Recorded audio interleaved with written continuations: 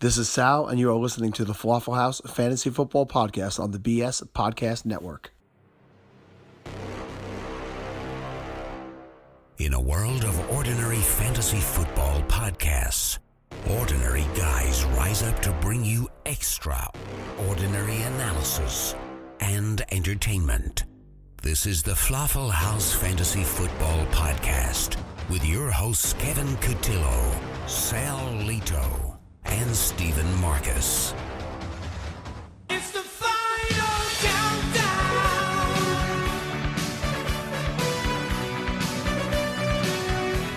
The final countdown.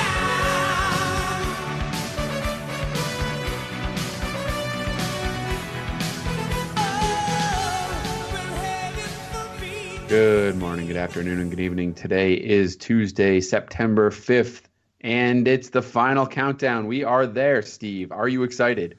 Oh, I'm so excited. I can't wait. It's only 2 more days. Although that song... Final countdown. Final countdown. That song makes me think of Arrested Development now, all the time. I don't know if you guys are fans of the show, but Joe Bluth, the magician, that's his walkout music. That's what he comes out to. It is great. Hilarious. Love Never that song. seen a single episode myself. And now buddy. you won't. And now you won't because I said to watch it. You say that about just about every show that's ever been talked about in any chat we're involved in. I watch all Yeah, the because best shows. I'm not a sheep. I watch all the best shows. I'm sorry. Yeah, you watch high-class stuff that no one else watches, right? No. That's the deal? No. Not He's you, talking- Steve. We He's all know talking you about watch me. lowbrow. Steve's taking up an argument that Kevin's not even having with him. He's talking to me, Steve. Carry on, gentlemen. I'm sorry. Yeah, I Adults- watch Steve, I adults are watch talking. Can you just... very highbrow stuff like Friday Night Tykes right. and the All short. right. I am your host, Kevin Cotillo. I have with me, of course, Sal Lito and Steve Marcus. What's going on, guys? Whoop-de-doo. Wow. Sound happy to Seems be here, Sal. less than enthusiastic. I'm ecstatic, boys. It's football. We're 2 days away. We are 2 days away from the opening kickoff. 1 day away for most of you listening to this on Wednesday. And I will be out of the office on Thursday, guys. I will not be involved in the podcast. I will be very soberly watching the Patriots game at Gillette Stadium. That's not true. Not really. Listen, I will tell you that the older I get, the larger the number of years that I've been going to these games gets. I drink less and less. It is really embarrassing. I drink, way less than I used to. Do you try to hide it? You try to pretend you're having more and wondering if other people are counting what you're drinking, and so you dump a little out behind a tire while you're in a parking lot? No. I don't dump out alcohol. That's ridiculous. You I own you it. seem like the type. I'm the guy that look. I'm the driver in most cases, so I get away with it by being a designated driver, which is good for both reasons. I get to stay somewhat sober, and everyone else doesn't give me hell about it, so it's good. But I'll tell you, I am excited that we're 2 days away from football. We were up late doing the old school falafel draft. Is that old school or just the original falafel draft? Late. And I had to get up at 5:15 this morning, and I was still in a dumb, stupid, giddy mood all day, and I can only explain it by football. Yeah, football's coming. It is coming soon, and we got some news today. We've been on the Zeke watch for a while, guys. Coming up on the show, we'll get into Zeke news. Obviously, we'll get into the other news. We will get into the falafel draft, Sal. We're going to talk about that a little bit later. And then we're going to do our version of the preseason awards, where we basically rip off every other show that you might listen to and steal their award ideas and then give you our own players for those awards. We do have a couple of, our own versions, so that's good. But Steve, we've been waiting. We've been listening to Zeke news or non-news for, it feels like, months now. And there's some breaking stuff happening tonight. Actually, I think it was, half an hour or so ago from when we're recording this, it gets announced that Zeke's 6-game suspension was upheld by Harold Henderson, the lead, moderator or whatever you call him, to hearing the case, just his appeal of the suspension. So it's been upheld. Strangely enough, obviously things that will still be going on over the next couple of days. We'll still be hearing about this. His attorneys are still waiting to hear back from the judges on the stay to find out whether or not the suspension will be held off while they go through the legal process of his appeal in the courts. But for now, and it also looks like they waited too long to announce the suspension was upheld. So he looks like he's going to be playing week 1 as well, Steve. Yeah, weird. Super weird, and I can only justify that is because I play him in multiple spots week 1, and so they wanted Right. to make sure to start my season off on the right foot. But yeah, I mean, it's unfortunate that it's having to come down this way for us as fantasy football players. It's not the ideal situation that we'd have with a guy of Zeke's stature in this game. So I think that he's going to serve the suspension. I'd rather just have it get it done as soon as possible. You don't want those games starting, the suspension starting later on in the season where it would get closer to fantasy playoff time and all that kind of stuff. I'm not sure if there's any danger of that happening, but it's good that we're finally getting a little more clarity. Wish it would happen a little sooner. But as far as if you have him on your team, just hold on to him because he's the type of player that can change the fortune of your team around when he does finally get back onto the field. So if I have him, I'm holding on to him. I'm not trading him. I'm not going to move him. So it's just, I guess we're still waiting and seeing until the final word comes out. I know one league that I'm in where if he goes off, I'm trading his ass. And that is the auction league from last week, Kevin, where my team is atrocious. And if I could get a haul back for Zeke, I'm taking it. But in Falafel, Steve is the commissioner of the Falafel League. I will be filing an injunction myself to make sure he is off the field on Sunday because I go against him. So he's allowed to be on the field in any leagues I own him, but any league where I'm going against him, off the field. Well, that's really going to tie up the courts right there. Figuring out a way for him to both play and not play, I think, is going to be a challenge for any of the courts to figure out. Let's go. We have a lot of modern technology. We could get this done. I think they can make it happen. Look, I agree with you, Steve. I think you're keeping him on your roster. You obviously, hopefully you drafted him late enough that you got a little bit of a deal. Maybe got him in the second round. Feel bad for our buddy Kareem in the Falafel League, who had him as a keeper in the first round. He will play against Sal, so at least you'll beat him first week. That'll be good. Oh, I'm still favored by 30 points without Zeke. I'll just be favored by 15 with him. Did he set his lead? Did he set his lineup yet? Yes, my team is all right. stacked over there. Have you seen his team and my team? Well, we'll get into that. We'll get into that later. But I look, I agree. If you're drafting tonight or tomorrow night or whenever you're listening to this pod before, if it's before Thursday, or some people even draft on Friday or Saturday, right? They just kind of ignore the first game somehow. I don't know how people do that, but they do. If you're drafting right now, Steve, knowing that this information has come down, but you don't have the further information as to whether or not the stay is going to happen, what are you doing? Where are you taking him? Whereas I would feel comfortable taking him in the second round before this, I would probably I'd still be in the same spot. I think I'd still take him in the second round, and if I was in the third round, I'd absolutely take him without any hesitation because, like I said, he's one of those guys when he is on the field, situation, volume, all that kind of stuff is great for him there, and he's a good player, so can win you games, and it's 6 games. As long as it doesn't get pushed back into that fantasy, the fantasy playoffs and the championship, you should be good to go. And so I'm still drafting him in that second, third round. Absolutely.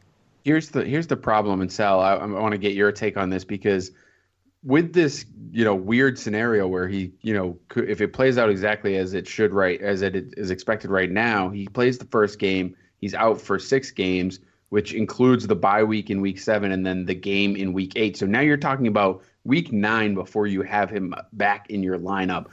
That means there's only 4 weeks left in the fantasy season. So you're really compressing your season down into 5 weeks. And I know that it would have been the same way even if he was out week 1, but it just feels worse getting him back in week 9. You could be in a big hole by then. So is that affecting your decision at all, Sal?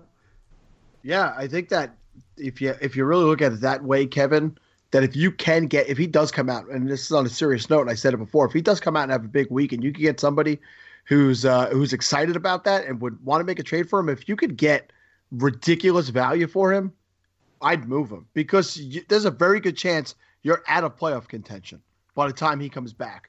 So for me, if I'm stuck with him, then I'm stuck with him. But if I could get somebody who's willing to overpay for him, knowing he's only going to have those 4 games at the end of the season, I'm looking to move him.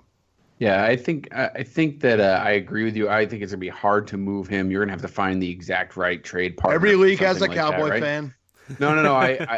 I'm with you on that, and hopefully you can find someone who knows their team is pretty stacked, or at least stacked enough to with withhold or stay solid for those 6 weeks, 7 weeks really. But it's going to be tough because even if he has a huge week, they know they're not going to touch him. How are you going to get value there? I'm not certainly not trading for him. Well, I recommend you do it with alcohol involved. So get drunk, try to trade for Elliott. That's the move. Absolutely. Hey, listen, I know we're going to be tight for time, but let me bring this up while we're on that topic. So in the Capitalist Pigs chat, Capitalist Pigs 2 chat today, one of the league mates came in, and it was Eric Golden, I believe, and he said that he made a trade a few nights ago, and he traded Keenan Allen, and he got back, and I can't remember the players right now, but they were 3 players. He severely won this trade. The guy offered it to him. The guy then went in the league chat and was bragging about how he thought he got a good deal. And then 2 days later said, I was drunk. I want the trade reversed. Nope. I mean, Sorry, no, buddy. right? Let's just say that right out there. Eric, you're listening. Eric is a loyal falafel listener. He always compliments the show. Play this for the guy in your league. You got the 3 of us here in a falafel house saying, learn how to handle your alcohol, buddy. As a commissioner, and Steve is the commissioner of falafel, I'm the commissioner of a league myself. Sal does nothing. But as a commissioner, there's no chance in hell I would ever allow that to be reversed. Nope. You propose it, that's clear that you had the intent to make that deal. Yeah, I don't disagree. Not at all. You don't drink and trade. L-Dog knows that. He knows that. He had a drunk trade in falafel year 1. And, I don't think he's ever forgotten it. We make sure he does not. All right, so any other thoughts on this Zeke news? Obviously, the ruling by the court as to whether or not they're going to allow the stay on the suspension, I think is expected to be determined on Wednesday. So hopefully by the end of the day, Wednesday, we'll have an idea of whether or not they're going to allow this to be pushed out even further. Obviously, we know that the last time that this occurred was the Brady situation where that got pushed out an entire year. Brady played the full year and then served the suspension the following year. So I don't know. I don't know. I don't know if that will happen again. Honestly, I really don't. I'd like to say in my mind I don't think so, because you kind of thought that, or at least for me, I would have thought that the precedent has been set. But by the Brady situation and the fact that he lost that appeal and ultimately lost and served the suspension, you would think that it's been set. But every case is different, and where this is hinging on for the courts is due process and whether or not the process was followed. So obviously the details in this case are going to be very different than that. So I think you're also mistaking the real world for the celebrity world, Kevin. And Right. Things don't operate the same in sports and in entertainment. We don't as know they how do your for life people is, Sal. We don't know how you deal with the celebrity and all of that. No, it's not easy. It's not easy trying to maintain a regular job on a daily basis and people going, what's that falafel? What does that mean? God, Do they actually say it like that? Do people just come up to you and whine at you like that? I actually had a shirt, one of the shirts on one day at work, and somebody told me it was spelled wrong. Nice. That is awesome. All right. So a couple other little bits of news here before we continue on with the show. Odell Beckham is still not practicing. Sal, are you worried yet? No, because I live in New York, and there was a video of him dancing in a locker room that was widely publicized here in New York about a week ago. And this is all Odell, attention seeking, not wanting to have to go out there and do the extra work, living off the natural talent. So I think without a doubt, You don't really think that. we will now see Odell Beckham Jr. and Ezekiel Elliott on the field Sunday night. You don't really think that Odell Beckham Jr. does not put in work. No, he works hard when he goes out there. Yeah, Works. I mean, come on. You don't get to the level of his. No one is that. God-given talent, but There is no one that athletically gifted to be able to do that. you don't got to argue with me. I'm an Odell fan. I'm back and forth. I'm torn with this little yellow-haired freak. I'm not worried either. I think he's going to play, so we'll see. And even if he, again, if you're still drafting, even if he doesn't play week 1, I'm not overly concerned about his production for the year. So Demaryius Thomas still not practicing, Steve. This might be a concern for someone like you. Are you worried about the Broncos yet? Are you worried that they're going to finish last in the division? Nah, I don't think that they'll finish last. I think they've got. You sure you're not worried about that at all? Nah. I'm just gonna keep saying Sal, that. do you think you're worried about that? Do I think he should be worried about it? Yeah. Demaryius Thomas is out with a groin injury? I didn't even realize. So apparently the Broncos aren't relevant great. at all. They are going. Their defense is still great. They've got a great defense. Demaryius Thomas, he left. This happened in week 3 of the preseason. He left the game, so it's a little concerning that this is still lingering enough to the point for him to not be practicing yet. They do play the late game on Monday night, so he does have that one extra day to try and get things right. So I'm not worried about it yet, but if they don't have him on Monday night, I'll be very sad. I've got a lot of Demaryius Thomas stock, and going up against the Chargers, I'm excited to see what they can do. Mike McCoy back as offensive coordinator. He thrived under Mike McCoy. And so, yes, I want to see him back. I want to see him healthy all year. He's a tough guy. I think he's going to be okay. Yeah, I think I saw a report somewhere that he was fine, even though he was still out. He just taking the time to get right. And he's a guy that if he's healthy, I think you can count on for pretty consistent production, even with terrible quarterback play. So I think he'll be fine. Tyrod Taylor is practicing again, even though he is still in the concussion protocol. It sounds like he's going to play quarterback in the Bills game. Thank God he's not going to play running back. Well, you never know. I mean, they've been doing some weird things over there in Buffalo the last couple of weeks. So, Jonathan Williams gets cut from Buffalo, which we'll talk about that in the surprise cut section. But they've been doing some funky things over there. Are you concerned about this offense with Tyrod Taylor being banged up, or just concerned in general?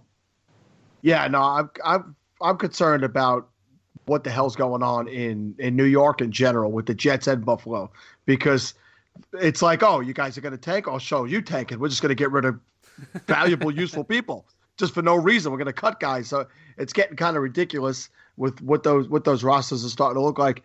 And Tyrod Taylor is a guy I wasn't sure they were fully behind in the first place. And by getting rid of all the weapons, they're essentially looking to clean house, and next year bringing a different quarterback. Now with the concussion, a guy whose game naturally is to pull the ball down and run sometimes. I'm going to be releasing my Sink or Swim article tomorrow morning. Tyrod Taylor is in there, just a little heads up. It's just a guy I would not be having in my lineup this week, and that's going to lead to me benching pretty much everybody with the exception of LaShawn McCoy in that Buffalo Bills offense this week. Oh, not even against the Jets?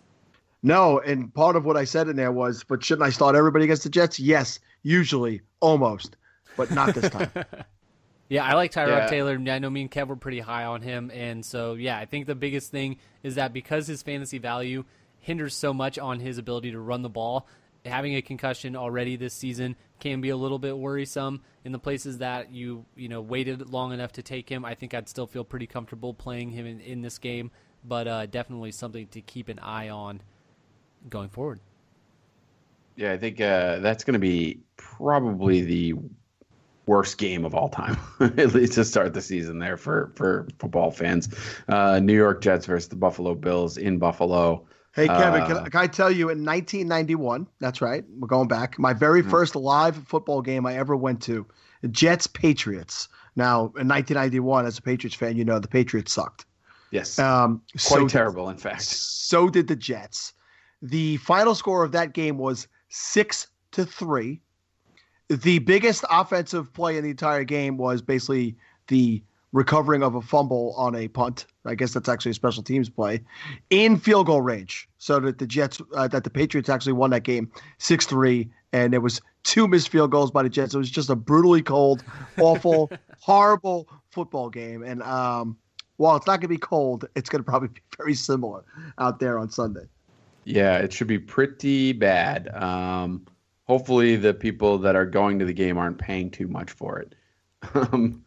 Other news, we have another supposedly historic weather event supposed to be taking place. Although not too many people know the exact details of the path of Hurricane Irma, but it does look like it's going to be impacting a large portion of the South in Florida. And as a result, they are trying to figure out exactly what they're going to do with this Bucs-Dolphins game.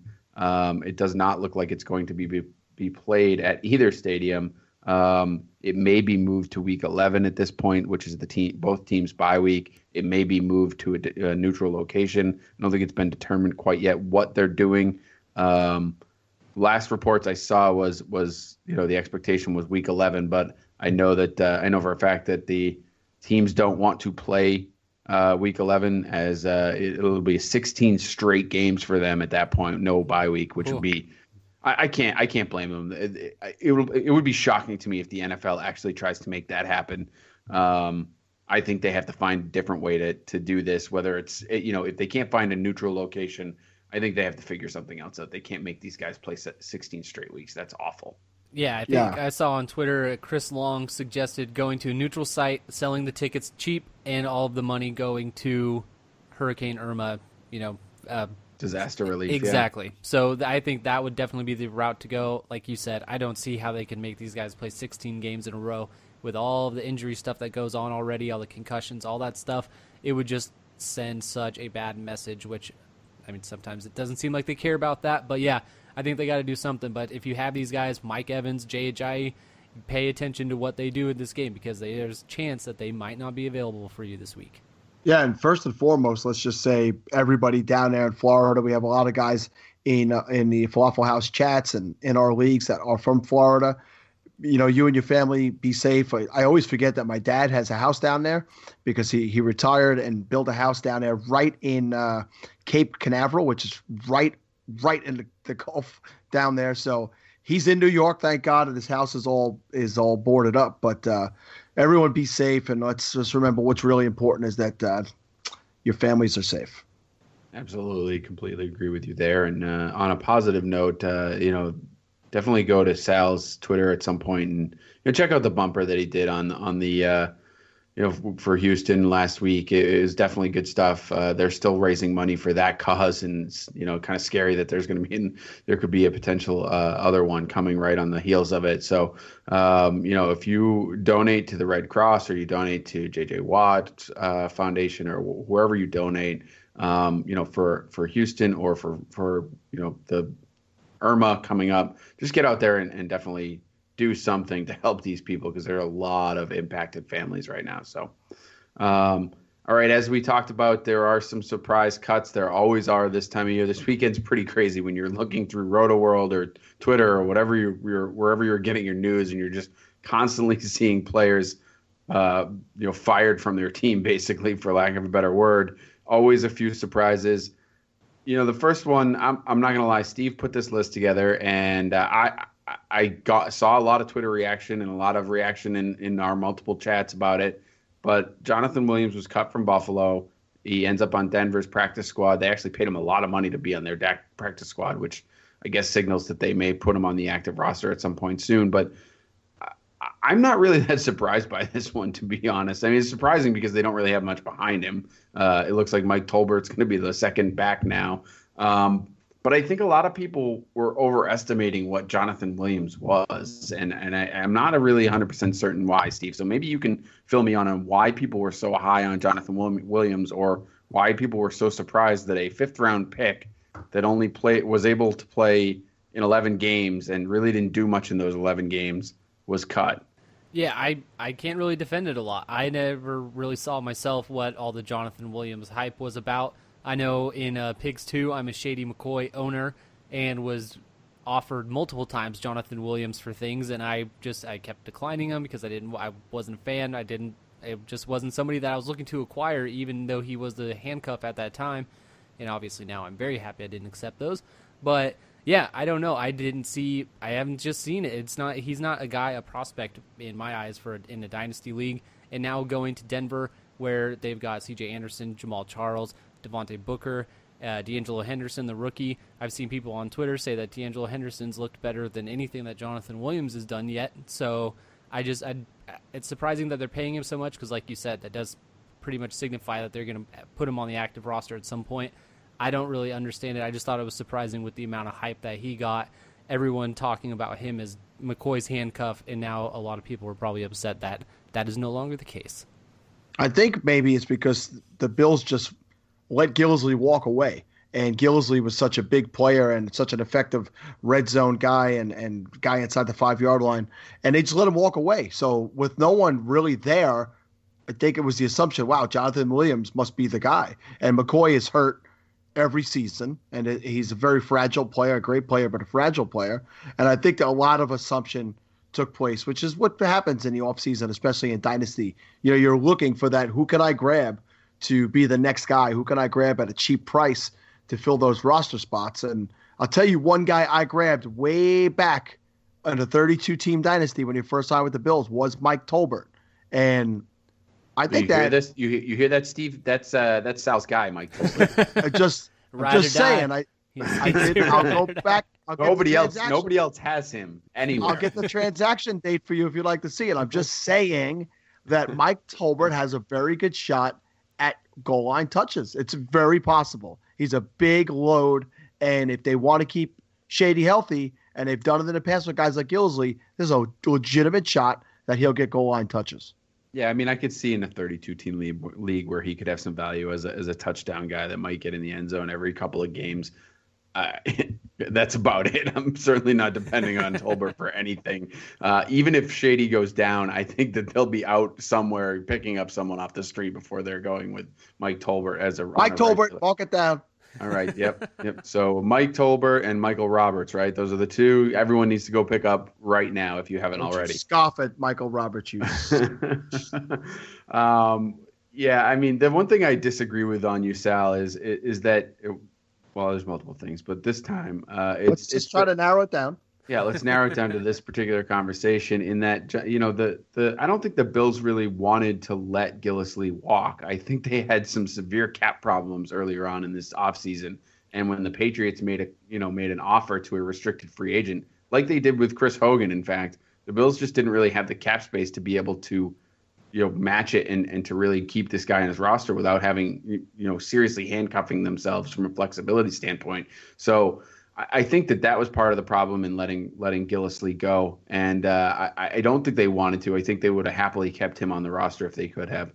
So that's the one thing I disagree with. And I get you're right, as far as Jonathan Williams and the hype because he was the only one left. But I don't think they let Gillisley go. I think they didn't have a choice, and Williams was the only guy that was there. So anyway. By the way, I picked up Mike Tolbert on May 17th. No one cares. So let's move along to Jeremy Langford being cut from Chicago. He ends up on the Baltimore practice squad, and also Matt Jones cut from Washington. Finally, the Matt Jones saga is over. He ends up on the Indianapolis practice squad. Look, all these guys end up in the practice squad, so they're not an immediate, rush to the waiver wire to pick them up types of guys. About my guy, Jeremy Langford. I drafted him in falafel last night. My guy. They're guys that you want to keep on your radar. You didn't even know which team he got picked up by. I knew he got picked up. Let's be clear. You thought he was on the Colts. Ravens. And, these things happen. Look, there's speculation ads because they are guys that, I think they're signed to the practice squad immediately because they don't know the roster the playbook. They'll have to get involved and see if they can, really catch on. But they could be guys that are added to the active roster. Obviously, Baltimore has a need with Kenneth Dixon out and Terrence West being their lead back. I don't think anyone's really depending on that. And, Buck Allen probably isn't really a guy that can carry a full load either. So it's good to have some backup for Jeremy Langford in there. I think he'll end up on the actual squad at some point. With Matt Jones, for me, my personal thoughts are that I don't really care. I don't know that he's I think that the ball security issues are a problem. Obviously, there was some talent there, but I don't think that he's anything that's ever really going to pan out. I would agree with that. Just guys that, 2 years ago, these were both guys that were taking the league by storm. They both had some big games early on in the season, I remember. And now 2 years later, they are on different teams because the new rookie running backs, they come in, they steal jobs, and then on to the next one. Everyone's just on to the next one. All right, and we are on to the next one. We will get into the next topic here. We are going to go over the falafel draft a little bit, just some overview. We're not going to get too in deep to it. But before we do, actually, I just want to let you know that this review of the falafel draft is brought to you by the PlayDraft app. We want you to go over to playdraft.com/falafel and deposit some money, get into some contests. Obviously, the long-running best balls are done. I believe you can still do the 30-second clock best balls, probably right up until tomorrow's games, or Thursday's games, I should say. You can get those in because they are super quick. We've done several of them on the air where you can draft a team in about 30 minutes, depending on the size of your roster. You can or the size of the league. You can customize it to any type you want. How many teams you want in the league, how much money you want to bet, and all of that is customizable. It is a lot of fun. We've been doing a ton of them this offseason. And Steve, what's the final count up to there on the best balls? Or maybe not final for you, but where are you at right now? Yeah, I definitely slowed down a little bit, getting closer and closer to the season. Like I said, I've been in so many of my redraft leagues leading up into the season that I've been spending a lot of time there. I got up to 29 total drafts, and they tell me that I'm guaranteed to win at least $800. So, you sure that says guaranteed? well, I'm in the league, and so I've already won. You heard how many drafts I won. So yeah, You have won by being a part of draft this year. That is true. They will. Sal and I talked to them, and they're going to get you a participation ribbon. all right, all right. Sweet. Go in my collection. Kevin, I'm on the app right now, and there is 7 30-second best ball drafts up on the league page lobby right now. So you could go on there and join. And there's one for a $275 entry. So 6 teams, $275. If you have the guts to go on there for $275, you got a shot at almost $1,500. So Steve should get in there since he wins everything. Yeah. And remind you about the 2017 NFL kickoff that Kevin has been talking about, where you get in there and it's tournament style, and you go head to head with somebody each week until you pare it down to the end, and you got a shot at $50,000 in prizes. The number one prize in there is $10,000. $10,000. Thank you. That'll be very nice. Buying 20 a house, and it'll be nice for me to win that. Really, really nice. And then you have the dream. Is it the dream team scenario where you pick 5 players, a quarterback, 2 running backs, and then any combination of 2 wide receivers or tight ends, and you go head to head in a large pool style, similar to what you see on some of the other DFS sites. And it's just, there's tons to do, and for a very reasonable price, you could get in there right now. Super easy to do. Obviously, you can get that app from the iTunes store or from the Google Play Store. It is free to download. You can deposit money super easy through PayPal, or I think there's other ways to do it. I do PayPal because it's the easiest thing in the world. You just click a button and boom, money goes from one account to the other. And then you have winnings just waiting for you at the end of the season. Is the way Steve mentioned it. That's what I've been told. Yeah, so it's great. Definitely go to the app is super easy to use. The interface is very friendly, and you can move around pretty quickly. They do have other stuff. Obviously, there's baseball contests going on there. There will be basketball. I believe Golf. What about you and the golf? Hockey. Well, I've played a few golf tournaments throughout the year. I actually won a little bit of money on the golf tournament, so that's a lot of fun too. So definitely get in there and check that out on the app or at the playdraft.com/falafel website. And make sure you, if you're on the app, and you deposit some cash, enter in the falafel promo code. It's FLAFFL. And I'm sure we will get you something nice. Sal, I think, is going to give out $1 to everyone, right? So yes. Sal, we agreed. I'm gonna make a bunch of Confederate. accounts It's going to now. be Confederate money. Okay, that's good. That's great. Good to know. All right, guys, we had a draft last night. It's a lot of fun. Falafel, for those of you who don't know, who might be new to the show, we are a podcast that was started on by a league which started on the Fantasy Life app. Steve appropriately named the league when he first set it up the Fantasy Life app Fantasy Football League. So for those of you who've been listening to Falafel for a long time and wondering what the hell the name stands for, that is it. It is the Fantasy Life app Fantasy Football League. We are the, I'd say, 3 best players in the league. Well, 2 plus Steve. Yeah, I was gonna say, when did this start? When am I all of a sudden getting lumped in your eyes as one of the best? Yeah, no, I mean, I know I not did really. win year 1, so I know everyone likes to forget that little part of the history. But yeah, that took me by surprise. I'm flattered. Steve did win. I got to go out there and just say, I don't want to have to do it, but I'd say out of the 2 years combined, I've probably been the overall most successful. Oh, But, right. And if you look at the teams that we drafted last night, my team is much better than both of your teams. It's not even a competition. Details of the league: it is a 16-team half-point PPR league. It is generally pretty standard. Otherwise, it is But the 16 teams really makes it difficult when you're drafting. There are 3 keepers, so each year you get to keep 3 players. The penalty for the keeping is 1 round earlier than the round they were selected in the year prior. I don't know that we have a cap. We've instituted a cap. I think I've been bugging Steve to institute a cap on this keeper rule at some point, but we haven't done that yet. So we'll see. If it behooved you, you wouldn't be going for that. No, I really don't. It really has nothing to do with that. Actually, I just think that. Well, for example, we have a I guy. just like to use the word behoove. By the way, You don't want Ryan to keep David Johnson for the entirety of his career. Yeah, Is he will all it have him comes for the down rest to. of his career. That's all it he comes has down him to. for he has a 7th. He has him for a 7th round pick this year. You will have him for a 6th round pick next year, and by the time he gets to be a 1st round pick, he will be out of the league. So I basically have the same thing with Devonta Freeman. Yeah, to me, look, I get it. If you want to do Dynasty and play that type of format, then you do Dynasty. In my mind, what we're trying to do with a redraft league is avoid that situation. So I feel like you should be able to keep a guy, and have a benefit of being a smart drafter for a couple of years, and then there should be a cap on it. That's all. That's my own. Kevin, you can hold on to Tyler Lockett for his whole career now. Now you have him. I don't understand what you're trying to say there. That would be great. That would be great. Exactly. So If it you're was worth benefiting just as much as Ryan is right now. No, you're telling me that David Johnson for a 7th is the same value as Tyler Lockett for an 8th. No, you could have Tyler Lockett as a 25th, and it wouldn't be close to the same value. Right, exactly.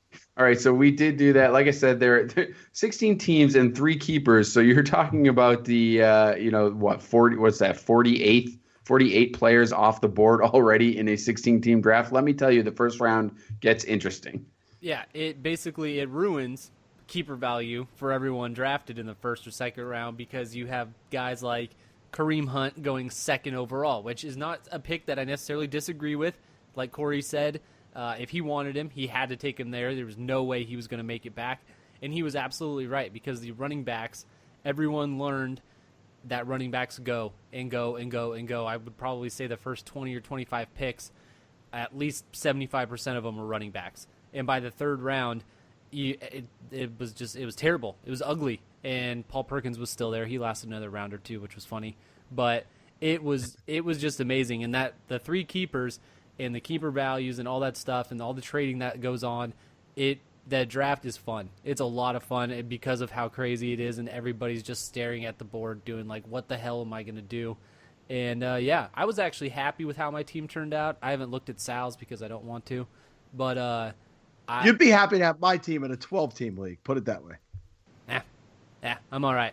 I That's didn't draft where we're Russell going. Wilson, so the draft for me was a win. Yeah, the last year's team did not turn out well for you with Russell Wilson at the helm. What are you trying to say about my team, Kev? You were trying to. No, I was going to say, I'm looking at the roster here, and the way this draft board is set up, it has you as a starting, Darren Sproles as a starting running back. So I was going to make fun of that until I realized that that's just they ordered it incorrectly. Devonta Freeman would be your 2nd starting running back. You want to hear the starters? I got your starters right here. It's Cam Newton, Melvin Gordon, Devonta Freeman, Julio Jones, Larry Fitzgerald, Eric Ebron, the fan favorite.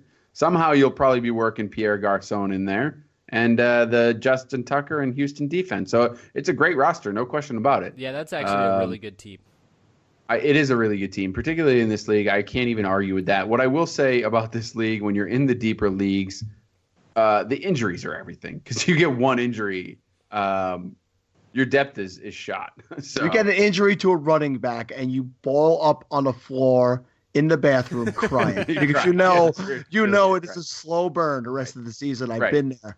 So if Melvin Gordon were to go down at some point this season, you're talking about inserting Darren Sproles, Samaje Perine, or Jeremy Langford. Langford, baby. Those are your options. Football. Okay, well, all I'm saying is that there's definitely a struggle once you get an injury in this league, and that's really you kind of have to take that into consideration when you're talking about drafting guys maybe like Jordan Reed or even Eric Ebron. Yeah, Eric Ebron, for example.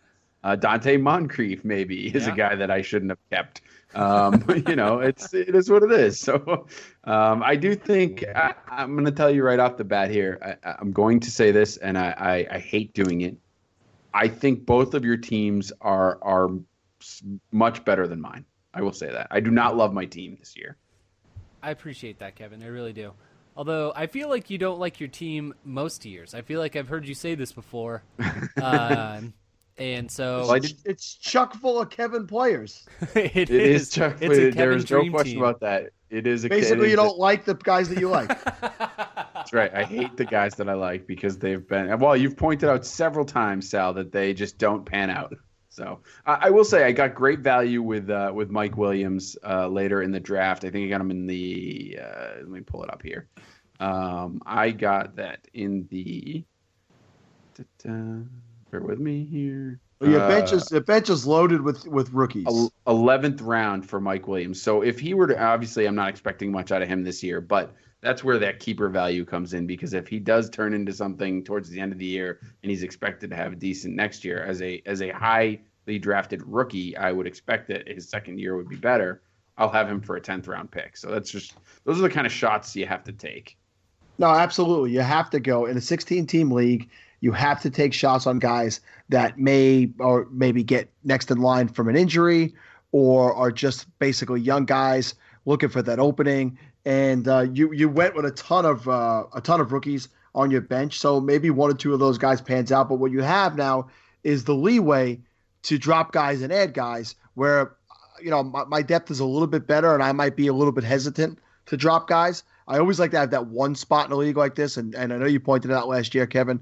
I generally try to hit on a guy like a week early in a league like this, where try to watch the trend, see what's happening, and if I could pick him up Like right Orleans before game Starkla?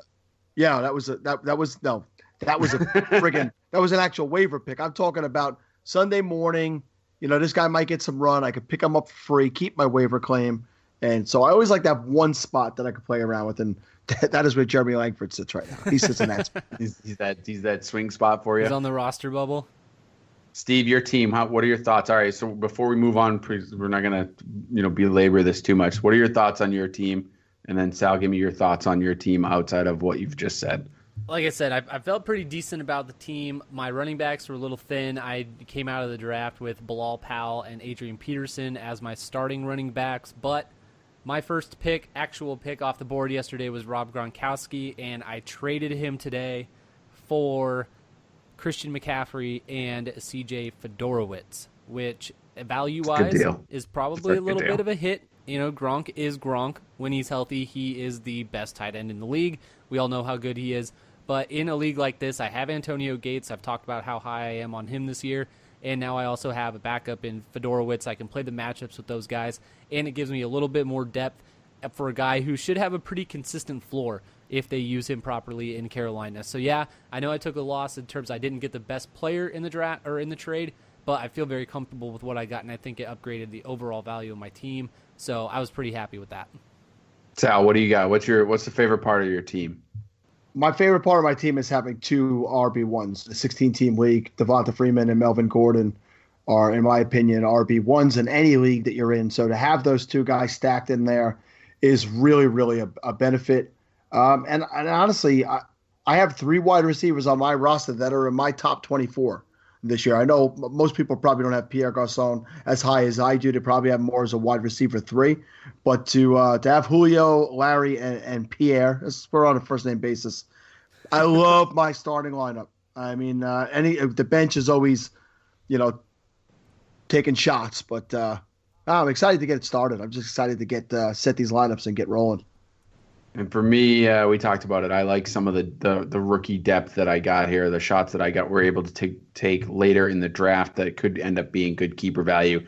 I looked at this scenario and I didn't think that with the keepers that I had this year outside, obviously LaShawn McCoy's a top pick, but with the guys that I had, they may or may not pan out, obviously, but I've talked about them quite a bit. So I took some shots hoping that next year I might have a chance. I have Alvin Kamara, John Ross, Mike Williams, O.J. Howard, all on my roster. James Conner. So if any of those guys actually hit, I'll have great keeper value for next year. So that's kind of how I went and looking at it, and I'm excited about that. And if any of them, hit this year, even better.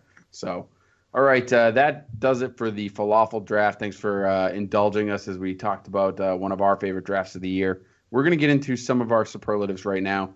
We're going to go through them pretty quickly because we talk quite a bit here. The preseason award section here.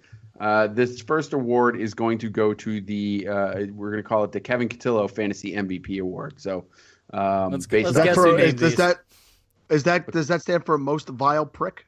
Nope. That is the most valuable player, the guy that kind of carries the show, sort of a deal. So, Steve, why don't you lead us off? All right, as Kev informed me, and I have no problem with that. I know what I'm doing. I'm going the easy route here. This is my fantasy MVP is Le'Veon Bell. I've had him over David Johnson all offseason. You look at the type of player he is. In only 12 games last year, if you take those averages and stretch them over the 16 games, almost 1,700 yards rushing, over 800 receiving yards and 12 touchdowns. I will take that any day of the week. I know David Johnson was a stud last year, but I would be very surprised if he just full-on repeated those numbers. So, Le'Veon Bell, please stay healthy all season, and he is my fantasy MVP, no doubt.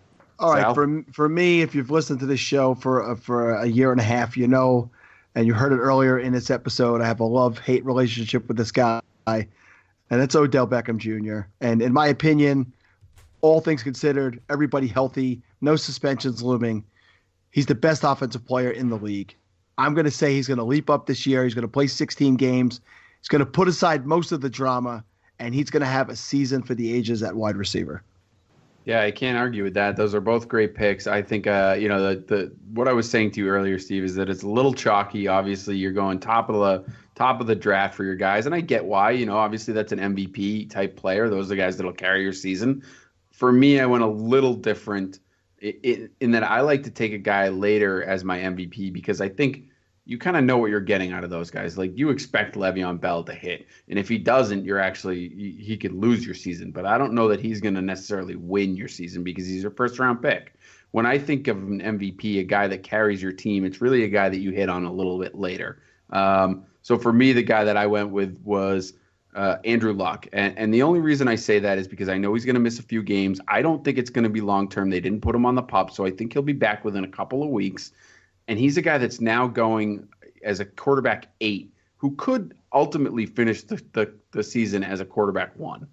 Even with missing 3 games, he has the ability to do that. So he's a guy that I think that, going now in the 7th round, 8th round, depending on where you are, he's a guy that you can take late, still be your quarterback 1. And I've been pairing him a lot with a guy like Carson Palmer, who you can get basically free at this point. And he'll get you through the first 3 weeks because I think he'll be healthy for 3 weeks, and then hopefully Andrew Luck takes over. So I think that's a guy that can win you your league. So Andrew Luck is my MVP. Got Andrew Luck in the 13th round yesterday in one draft. 13th round. See, that's the guy that wins your league, right? I mean, honestly, if you hit on Andrew Luck, if he has a season that he could, you're going to win that league. Not unless he screwed up the rest of it. Could have screwed up the rest of it. That's entirely possible. All right, Fantasy Rookie of the Year, Steve. Another pretty chalky one, although his name hasn't been as popular of all these rookie running backs, is I'm going to go back to Leonard Fournette, the first one taken. I know it sounds like a broken record at this point, but for the Jaguars, although all the trouble that Blake Bortles has had, their defense does seem to be getting better. They added a lot of pieces again in the offseason. That should make it a little better. If Bortles can limit those turnovers and just not be so like Blake Bortles, Leonard Fournette should get a lot of volume. He is the rookie running back that is no one's worried about whether or not he's going to get goal line work because he's a big dude.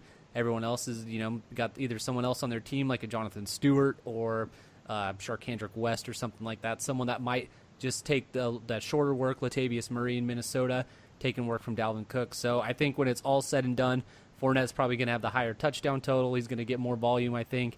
And I think that he is going to end up being the fantasy rookie of the year. Yeah, I'm going to go with Dalvin Cook myself. I've said it for the last couple of weeks now. He moved up to be in my highest rated rookie player overall and running back. Fournette worries me, Steve. I'll just say now before we even get to the next one, he is my Steve Marcus most likely to disappoint me award. It's gonna be Leonard Fournette, and I'll explain more when we get there. But for me, Dalvin Cook, I understand what you're saying. Latavius Murray is there. They did bring him in. He doesn't worry me. Dalvin Cook has been the guy with the lead touches all preseason. I think that they're going to want to go with the one back, a workhorse guy, and he's got the ability to do it on 3 downs. He's got the ability to break away and score long touchdowns. For me, it's Dalvin Cook. And I will go a different direction, and I will go with Christian McCaffrey. And Steve, you're going to like that because obviously you just traded for him today. But I think that he's a guy you're going in the 3rd round in most leagues that he can win you that league. I've said it before. I think Jonathan Stewart is still going to be around. He's still going to take touches away. He's going to get goal line carries, things like that. But Christian McCaffrey is very special, in my opinion. He will catch balls out of the backfield. He can run between the tackles. He can get outside. He's going to make guys miss. He's going to break long runs, and he's going to be utilized quite a bit. I think he's going to be on the field a lot, even though I do see Jonathan Stewart getting some run as well. So he is a guy that I think you can take very safely in the 3rd round and be happy that he's your running back 2, and he could potentially finish it as a running back 1. So Christian McCaffrey is my rookie of the year. Let's keep moving. The fantasy comeback player of the year, Sal. Start with you this time. Yeah, so my comeback player of the year is going to be none other than Adrian Peterson. I could not have been any clearer all off season. What I think about Adrian Peterson, I think he opens up week 1 Monday night against the Vikings with 100 yards and 2 touchdowns. Wow. All right, Steve, what do you got there? 100 yards and 2 touchdowns. I just made that up right here on the spot. Wow. Interesting. That's not gonna be accurate at all. I'm actually right on board with Sal. You can't think of anybody that missed all of last year and is going to be able to come back with the talent that he has in a new spot on a high-powered offense. I think the situation's pretty good for him. I actually agree with Sal here. I'm also going with one Adrian Peterson. So I didn't realize that we were going to have to go with a guy that missed the entire year. I think it could just be a guy who had a down year. Yeah, I was going to go with a guy like C.J. Anderson. I think that C.J. Anderson is getting overlooked. I don't know that he's going to have an RB1 season, but I think he's going to have an RB2 season at minimum. He could sneak into the RB1 category. I think he's going to end up getting a lot more work than people expect. I know that they just brought in not Matt Jones, Jonathan Williams. So, they're looking for other guys. They have D'Angelo Henderson. They have other guys there. Devontae Booker is a guy that could come back, but I think he's going to have the opportunity in the first few weeks, CJ Anderson, that is, to really take hold of that job, and I expect him to do it. I think their offensive line is going to be better, and even though I think they may finish last in the division, I think they'll run a lot because they don't want Trevor Siemian throwing the ball a lot. So he is going to be my comeback player of the year. The Stephen Marcus Most Likely to Disappoint You award. This award is modeled after Stephen Marcus because he disappoints us on a regular basis. Sal, you mentioned Leonard Fournette. Why? I just think that Leonard Fournette is, number one, maybe taking his job a little too lightly. Stupid statements after that one preseason game against the Patriots. And then he comes out of it injured a foot, an injury that he also had in college that we're all well aware of. I think that maybe he is hampered for a part of the season, and that slows him down. I don't think that the talent is something you can deny, but I do think that Ivory will be in there a little bit, and maybe they just try to keep him a little bit in wraps so he's not injured long term. So, and he does catch the ball, I guess, but I don't think they're going to use him in that way. Yeah, I would Steve, say, who's you got? Other than my wife, who wins this award on a regular basis, the most likely. Your wife disappoints you on a regular basis? That's kind of rude. Oh no, I disappoint her because of the award. Right. Her award is Steve. That's right. That's sad. That's just she must live disappointed. Yeah, it's unfortunate. She's sad a lot. So, most likely to disappoint for me is going to be Matt Ryan. Currently going in the 5th round, is going as quarterback 4 according to the 4-for-4 ADP. And everyone's drafting him based on what he did last year. He had a career year in 2016, 38 touchdowns, but in his entire career, he's only had one other season with over 30 touchdowns. He threw his fewest interceptions that he's ever thrown in a career at 7, only one other year that he threw less than 10, and that was in 2010. We know Shanahan is now in San Francisco, so he's no longer calling the shots there on offense. We'll see what kind of change that makes. He does have the playmakers on his team to still be a stud, but I just think he's going a little too high, and I don't think he's going to live up to that ADP. All right. I was going to go with a guy that was going to really make Sal angry and say Marshawn Lynch, but I'm not going to do that because I do think the touchdown volume that he could get in that offense will keep him at least from being as much of a disappointment as Steve is on a regular basis. So I'll go with a guy that I think that if he plays the full season and he keeps the, I don't know. We'll say DeMarco Murray, I think, is the guy that is most likely to disappoint you. And not because I necessarily expect him to, but I think there's a high probability that he could get hurt or he could get, start to slow down. He's had a lot of touches throughout his career. He's really getting to that point. They have a young rookie or second-year player who they like, who has talent, who is expected to really carry the load at some point. I think that Derrick Henry, if he gets the opportunity at some reason, whether it's because DeMarco Murray misses a game or, slows down for a game and gets pulled or whatever the situation may be, he could just grab a stranglehold of that job immediately. So that's a guy that's being drafted in the second round, the top of the second round, who I think could have a high probability of being a disappointment. So, all right, the Sal Lido Senior Citizen Fantasy Player Award. Obviously, this goes to the oldest player you think will be helpful to your team. Steve, what do you think? All right, well, I'm going to go. You see what I did there, by the way? I actually complimented you, Sal. Thank you. I do feel valuable. Yeah. I'm going to go with Antonio Gates. I had talked about him a little bit earlier. I know they've got Hunter Henry there. I know there are a lot of mouths to feed, but Phillip Rivers and Antonio Gates have a chemistry that they've built up for a lot of years.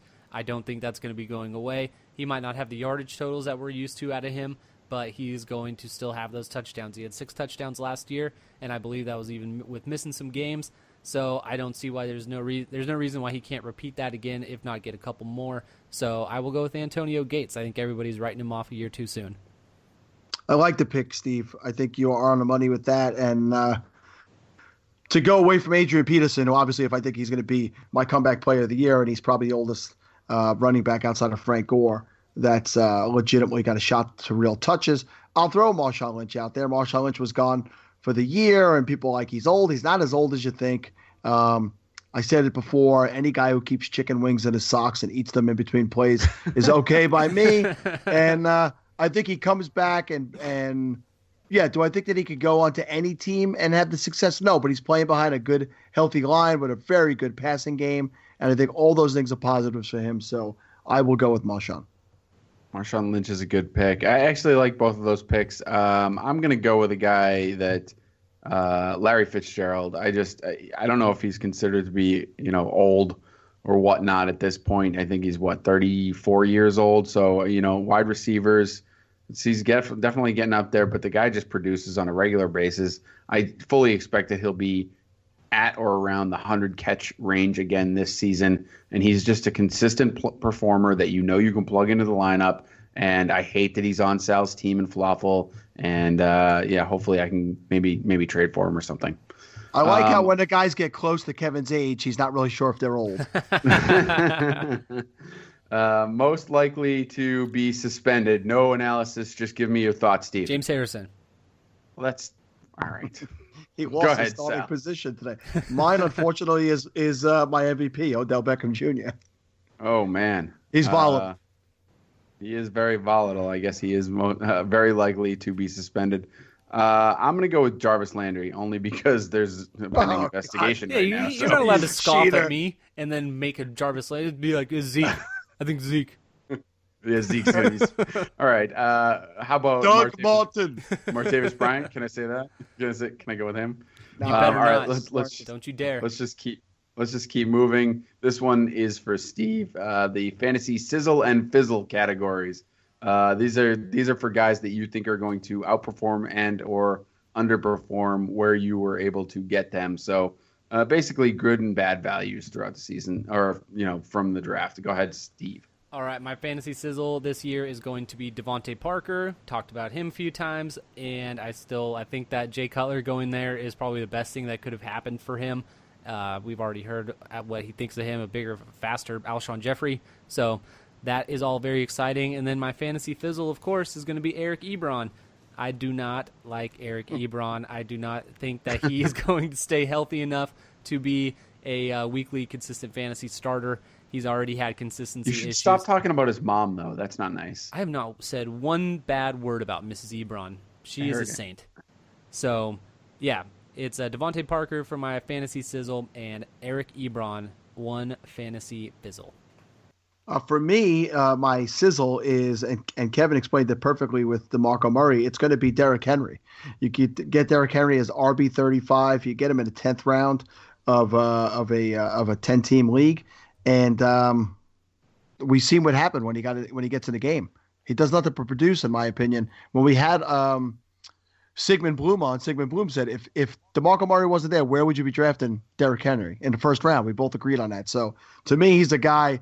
You get him, you put him at the end of the bench, you just wait for Old Man River to slow down, and you go with Derrick Henry. So, and a guy who I think you all agree with me on this one, he's going as wide receiver 19, and that's Devontae Adams. I mean, does Devontae Adams reek of wide receiver 2? No way, man. I want no part of him. I don't own him on a single roster, best ball. I have him nowhere this year because I absolutely think that he falls down to a wide receiver 3 and possibly even 4 territory. I expect a better year from Randall Cobb. Yeah, I actually disagree with you a little bit on Adams. I don't know that I think he's going to be a wide receiver 4. I think he could, he's going to be a fringe 2, maybe early 3 kind of thing. But I see where your point is. I think he does have he's certainly a candidate for regression.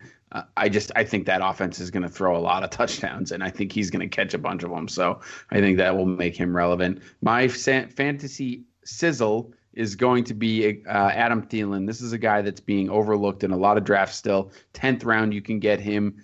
I don't know how much. I know Minnesota's offense. They don't throw the ball too much. They're going to run the ball. Obviously, Sal's very high on Dalvin Cook for that reason. But Adam Thielen is a guy that, Stephon Diggs is going to catch a lot of passes, but he's not really the deep threat. He's not really a touchdown guy.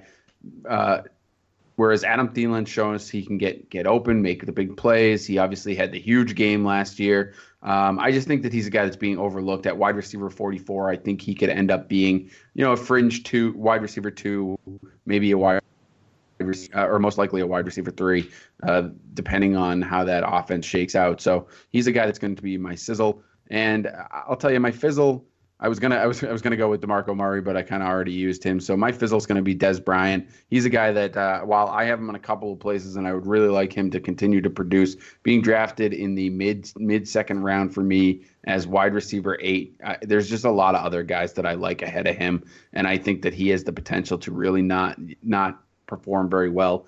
I believe it was JJ Zacharyson, who's been on the podcast, did a series of articles about cornerbacks and wide receivers that were shut down by cornerbacks and don't perform against top cornerbacks. Des Bryant has a lot of those matchups, and he's a guy that has been consistently shut down by top cornerbacks. I'm worried that he's going to struggle this year the way he did last year a little bit until the end of the season. So he's a guy that I think could fizzle quite a bit. All right. We were going to do some season picks, but maybe we will get to those next week, or at least you guys will, because we are completely out of time.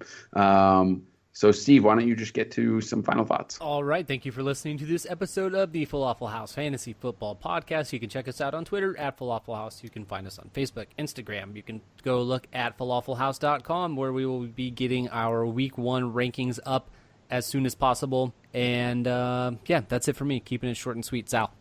And so like Steve said, I'm going to be releasing my first article of the year tomorrow on the falafelhouse.com website, and it's the sink or swim column. It's kind of a starter sit, but it's more along the lines of what you could expect from players that maybe be on the fringe of starting for you. We're never going to go into the guys that you should have in your lineup, but I'm excited. Worked hard on that one, and we're putting it out tomorrow as long as Kevin gets around to posting it. Yeah, we'll see how I feel tomorrow when I read through it. Got a little ocean theme there, little ocean thing going on. Ocean breeze will get you clean with the sink or swim. Just Muppets Take Manhattan. For those of you who don't know. Right.